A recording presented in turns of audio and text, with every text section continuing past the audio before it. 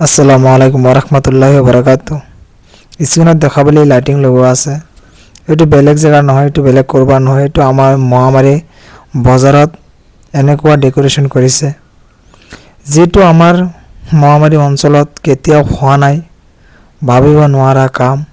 বৰ্তমান 2026ত নতুন জেনেৰেশ্যনৰ মানুহে ইয়ং জেনেৰেশ্যনৰ ল'ৰাকেইটাই এই কামটো কৰিছে।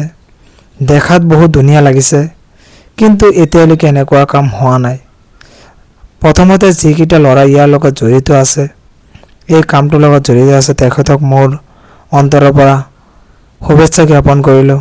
আগন্তুক দিনক যাতে আৰু আগুৱাই যায় আৰু ইয়াতকৈ ডাঙৰ ডাঙৰ কাম যাতে কৰি দেখুৱাব পাৰে, মহামাৰী ৰাইজৰ কাৰণে উন্নয়ন কৰিব পাৰে, তাৰে কামনা কৰিলোঁ।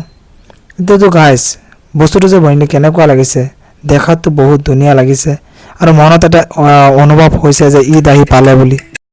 আৰু গাইজ 30টা ৰোজা ৰখাৰ পিছতহে আমাৰ এনেকুৱা ধৰণৰ এটা মনত ফূৰ্তিৰ ভাৱ আহে, যিটো আমি ঈদ বুলি পালন কৰোঁ, উদযাপন কৰোঁ।